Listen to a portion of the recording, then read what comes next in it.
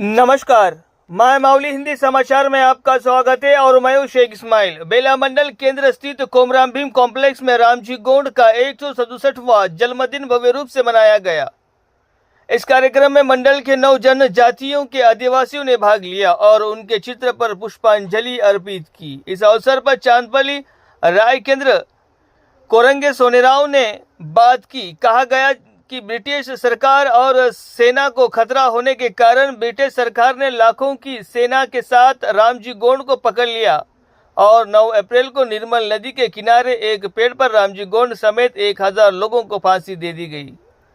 उन्होंने कहा है कि रामजी गोंड भारतीय स्वतंत्र संग्राम में दक्षिण भारत के प्रथम लड़ाकू थे। पिछले साल भी यही दिन था, लेकिन कुछ गैर आदिवासियों ने हमारे रामजी गोंड और कुमराम सुरु के झंडे को हटा दिए। उन्होंने कहा है कि इनके खिलाफ पहले भी थाने में एफआईआर दर्ज कराई गई थी, लेकिन 1 साल बाद भी पुलिस ने अब तक कोई कार्रवाई नहीं की।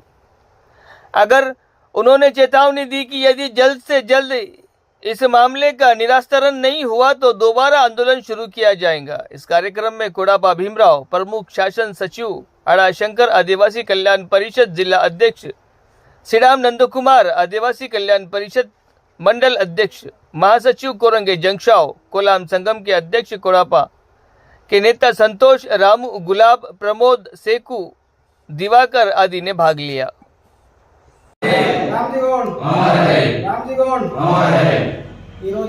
बेला मंडलम कुमराम कांप्लेक्स राय सेक्टर आध्वर्యంలో మరి 9 తెగల ఆదివాసీల సమక్షంలో ఈరోజు మర్స్కల రామజీ గోండ్ వర్ధంతి 167వ జరుపుకుంటున్నాము।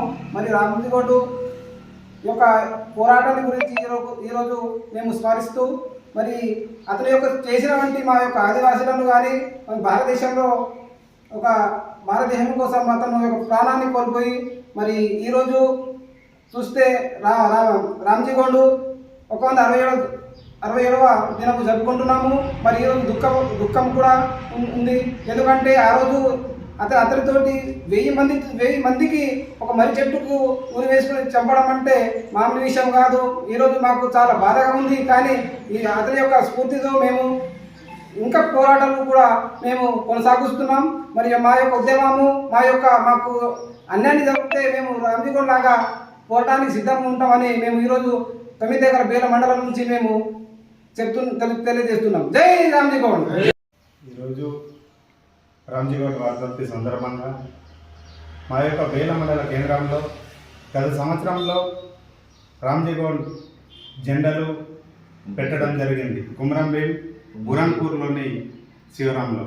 కానీ ఇక్కడ ఉన్న అధికారులు ఒక్క గిరిజనేతరులు మా యొక్క రామజీ గోండ్ జెండాలు పీకి సంవత్సరం అవుతున్నా కానీ వీళ్ళకు ఎన్నిసార్లు పిటిషన్లు ఇచ్చినా కానీ ఎలాంటి మాకు రెస్పాన్స్ ఇవ్వలేక చాలా సిగ్గుచేటు।